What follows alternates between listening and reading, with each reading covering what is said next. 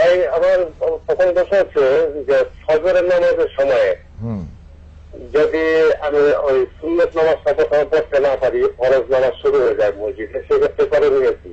আচ্ছা, প্রথম প্রশ্ন হচ্ছে যে সুন্নতুল ফজর তিনি পাননি, পড়তে পারেননি, কারণ জামাত দাঁড়িয়ে গেছিল। আর এটাই সহি সিদ্ধান্ত, ইদা উকিমাতিস সালাতু ফালা সালাতা ইল্লাল মাকতুবাহ। নবী করিম সাল্লাল্লাহু আলাইহি ওয়াসাল্লাম ইরশাদ করছেন, যখন নামাজের ইকামত দিয়ে নামাজ দাঁড়িয়ে যায় তখন আর কোনো নামাজ নেই, অর্থাৎ ফরজ নামাজ জামাত যখন দাঁড়িয়ে যায় তখন আর কোনো নামাজ নেই ইল্লাল মাকতুবা, শুধু ওই ফরজটা ছাড়া আর কোনো নামাজ নেই।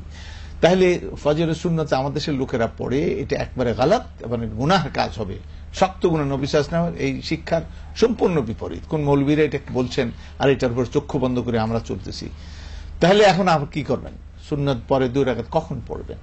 এটি দুটা মত আছে। একটি মত হলো এই দিনের ফজর সুন্নত তো, কাজেই সেই দিন জামাত শেষ হওয়ার পরপরই আপনি 2 রাকাত পড়ে নেন সূর্য ওঠার আগ পর্যন্ত, অন্য কোনো নফল নামাজ পড়া যাবে না, তবে এই দিনের ফজরের সুন্নত আপনি পড়তে পারবেন।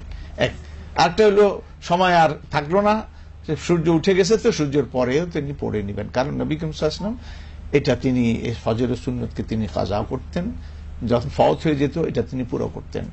আবার সফরও তিনি পড়তেন, এটি খুব গুরুত্বপূর্ণ সুন্নত।